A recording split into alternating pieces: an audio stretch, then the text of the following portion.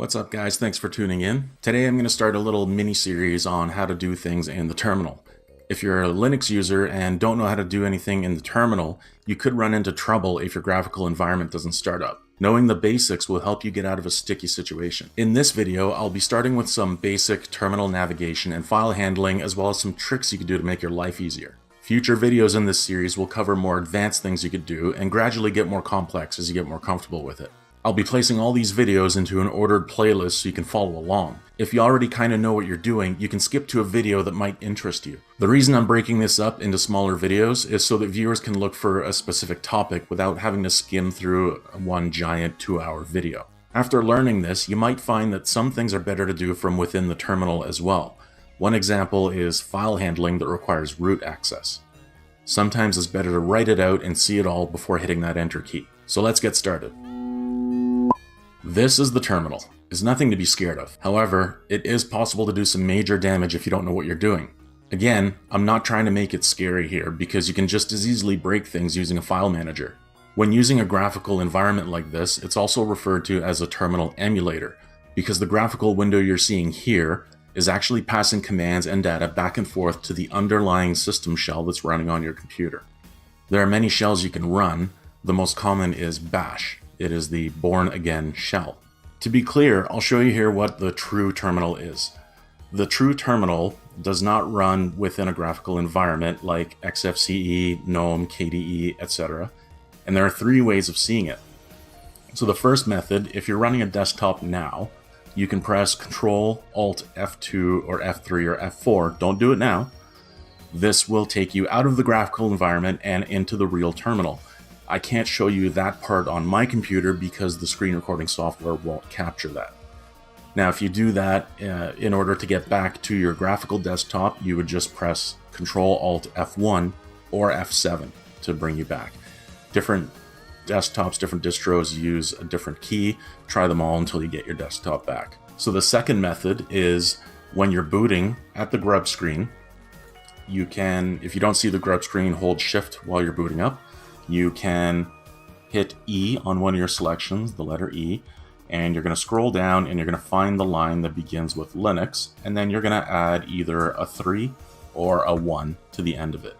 I'm over here. I don't know how clear that is, but so you do that, and then it's going to boot into a terminal instead of into your graphical session. The third method is the one that you don't plan and you didn't intend on doing.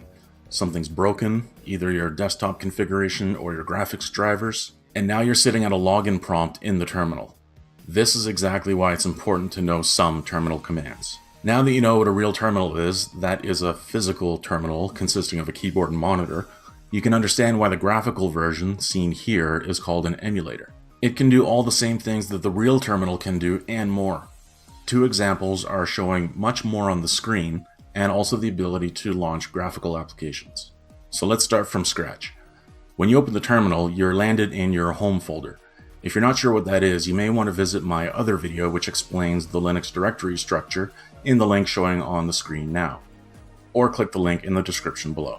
The prompt shows you several things here. Your username at the computer name.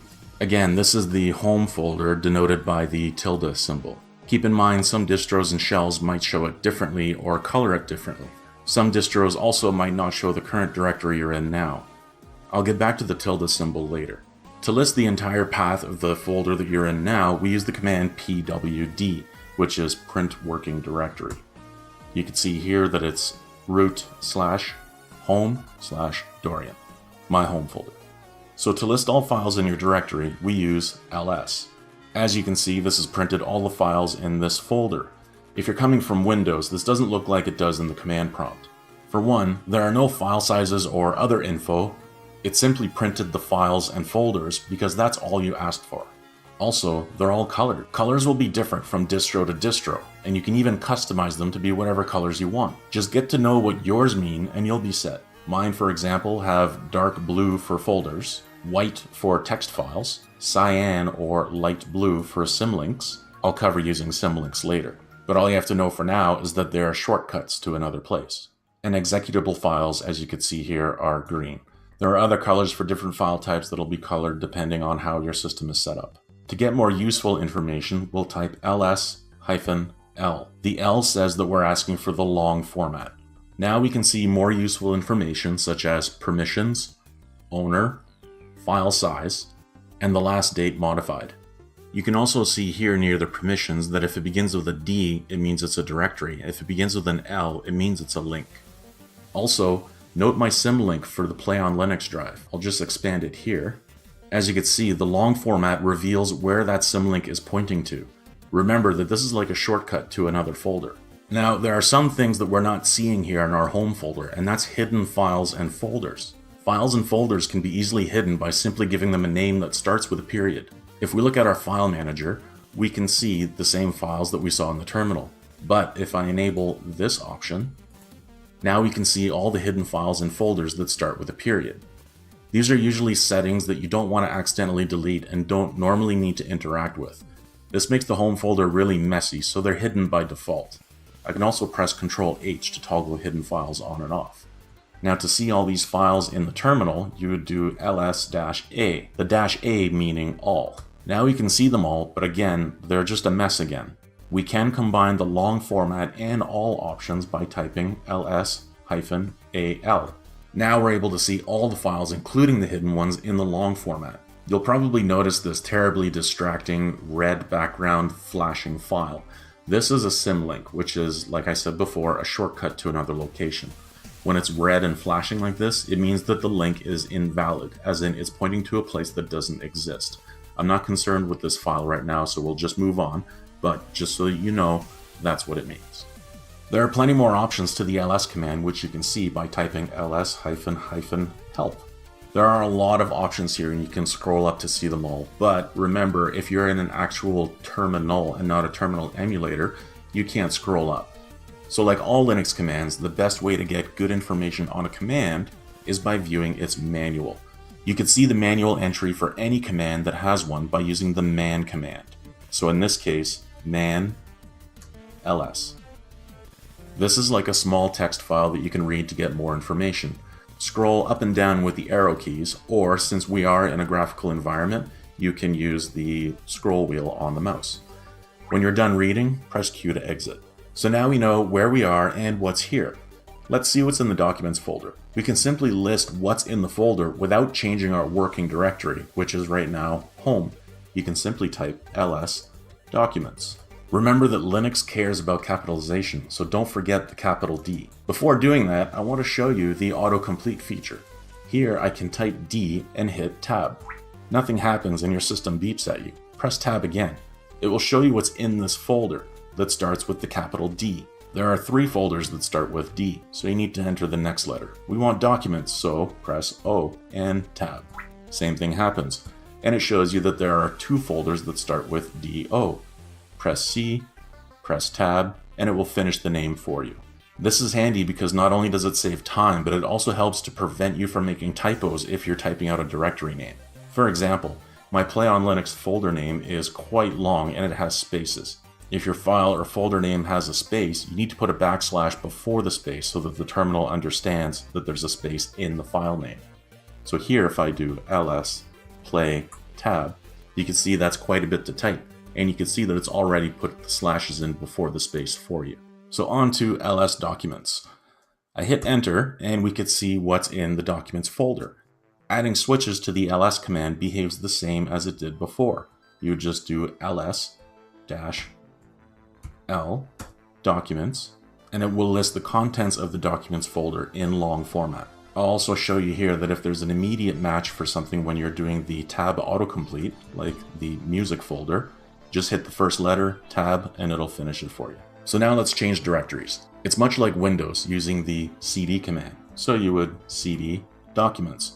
As you can see, the prompt now shows that we are in the documents folder. And we can see the whole thing again by using the pwd command. Home, Dorian, documents. To go back a folder, we do cd space ... Don't forget the space here. It's not like Windows. The double dot means the current folder's parent, so going up a folder. The current folder is denoted with a single dot. You can also do cd/, which will bring you to the root of the entire system. If you start with the slash, you can then start typing out an entire directory right from the start, like /home/Dorian/documents. Now looking in here, we see some files that are magenta. These are video files. Again, the terminal colors different file types in different colors. But these files don't belong here. They belong in my videos folder. So I want to move one of them. To do this, I'll use the mv command. So mv t and tab. Now I'll have the different options of the different test video files as well as the text file. So I want test.mp4. The next part after the space is where I'm going to move it to. And there's different ways I can say where I want them to move to. I can type out the whole path, home, Dorian, videos. Or, do you remember the tilde? Since it's in my home folder, I can change this to be simply tilde videos. Or the the double dot, can also be used to go up one folder and then into the videos folder. So I can do /videos. If you test with the tab completion, you go videos and tab, it knows that that's what you're looking for. Again, if you do the to go back into the home folder and then videos, it also knows that that's where you're intending to go. So hit enter, and now it's been moved. So I can test this by looking, and I can also double check with the file manager and look in my videos folder, and it has indeed moved. But now what if I also want to give it a new name when I move it? Well, I can do move test2 mp4 into videos, and let's call it renamed.mp4. Remember to keep the same extension as before. It was an mp4 file, so I'm going to keep it an mp4 file. So now I hit enter, and when I look in my videos folder, it has been renamed.mp4 and moved. It's no longer here. So if the mv command can rename files, is there a rename command? Yes, some distros include it, and some that do include it as an additional program. But you can also just keep using mv. If you're moving a file to the same folder and it's just changing the name, then mv will simply rename it. So I can do mv test3.mp4 to mv rename.mp4, hit enter, and then I can see here it hasn't moved, but it has been renamed. Copying a file works the same as mv, but using the cp command. So let's copy this mv rename mp4 to my videos folder. Now it's been copied, and I can double check here in my videos folder that it has been copied. Okay, so that's done. Now what about copying or moving a folder? Well, if we do the copy command, for example, you'll see that it doesn't want to do it, but it tells you here. I'll show you. I have the folder move me, remember it's blue, and you can also see here it starts with a D, which means it is a directory. So move me, let's move it to, so let's move me over to videos, and you'll see that it gives you an error because the -r has not been specified. The -r is recursive. It means it's telling the CP or the move command to go into the folder and copy everything that's inside. So we'll do that, enter, and it's done. There's not a whole lot in there, so it happens really quick. So if we go into our videos file, we can see the folder is now here, and it has all these things inside. So now let's say you only want to move the contents of what's in move me, and you don't want to move the whole directory itself, only what's in it. So you're going to go copy, recursive, move me star. This is a wildcard. That means all files that are in this folder. And then we're going to go videos. Overwrite, because the file is already there. Let's say no. And now when we look into here, you can see that the contents of that folder, everything that was in it, has been moved in here. If we go documents, move me, and let's open videos. So you can see that all the files in the original one have been dumped into here. I had this folder and this folder originally here already, so it kind of makes a bit of a mess. And this was also moved from one of our previous examples. So even the folders within the folder has moved along with it. So if you have a huge archive, it will copy everything over. So now with the wildcard, if you only wanted to copy, let's say, anything that starts with foo, you can say foo star, and then where you want to move it to. Or alternatively, you could do star.mp4, and then we'll copy all the videos that end with the extension .mp4.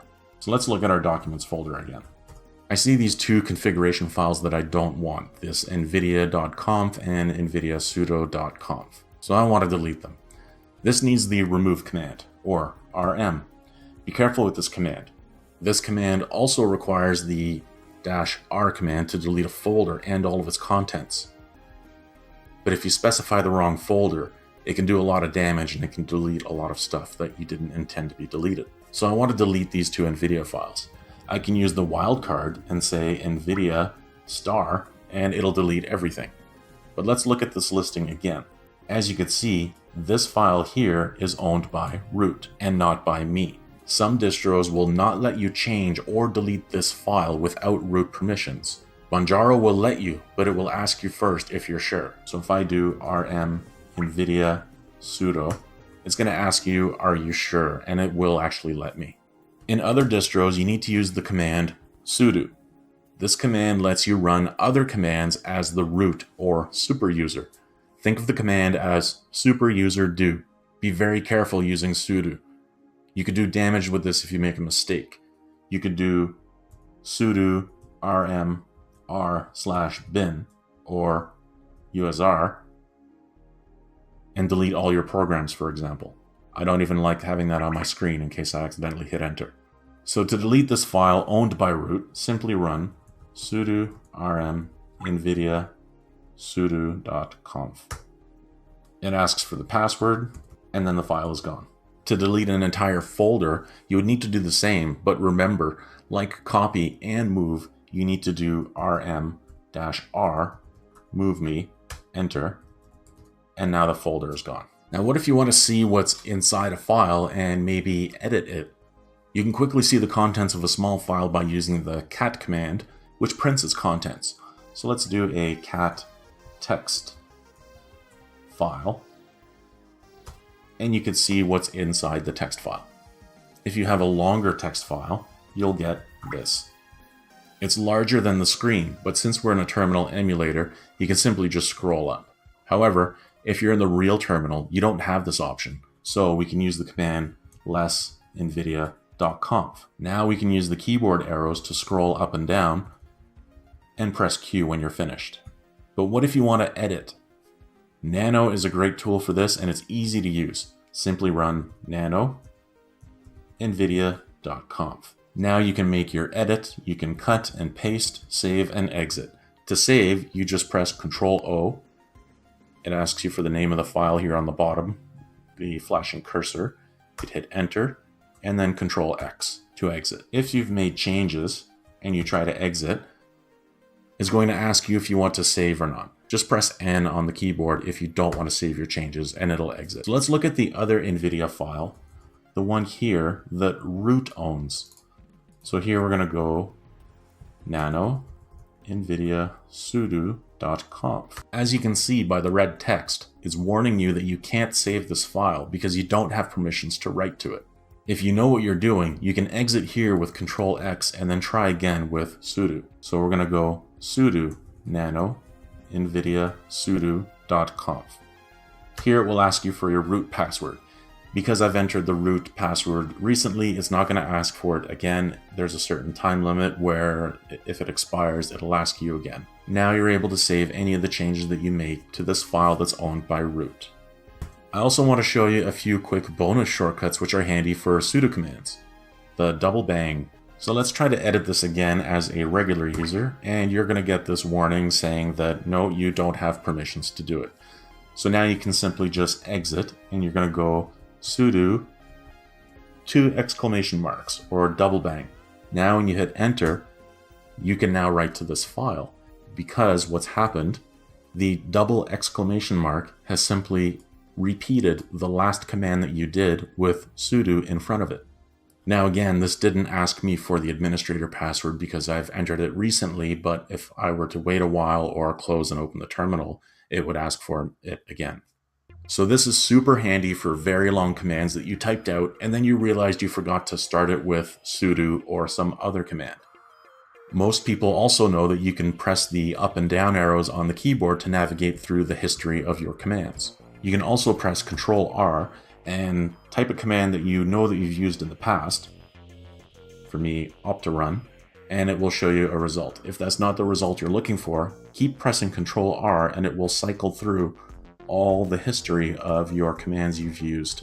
The history of all the commands that you've used are stored in your home folder, and it is hidden, so you'll have to do Ctrl H, and it's right here, .bash_history. Now this is a text file of your entire bash history, so if you've entered anything in the terminal that had a password, you might want to go in and delete this file. It'll get rid of it because it stores everything in plain text. What you can also do is use cat together with grep to search and list your history for something specific. Grep will filter your results through a pipe. I'll cover more of grep and pipes in future videos, but for now, I'll just show you how to use this search technique to search for a certain word in your bash history. So you're going to cat your home folder, and it's bash_history. Now I'm going to pipe it into grep, and I'm going to search for optrun. Now what this is going to do is it's going to print my entire bash history, but it's going to filter it looking for only optrun. And now you can see it's highlighted every command that I've used in red, and I can scroll through this list and find the command that I was looking for. Well, that's it for basic navigation in Linux. I hope you learned something, even if you're a regular Linux user. I'll be working on more Linux 101 videos in the near future, and I hope my works help someone out along the way. And a question to you, did you find this helpful? Are you a longtime Linux user that might have found out something new that you didn't know before? If so, please let me know in the comments. I love getting feedback, especially with videos that I put some extra work into. If you enjoy my channel, please don't forget to like, share, and subscribe. Also, click the link to my Patreon page in the description and help me reach my goals. Shout out to my current patrons Carl and George for supporting me and helping me bring content to the Linux community. You can also follow me over on Twitter for extra randomness at Dorian.slash. That's it for now, guys. Till next time, bash on.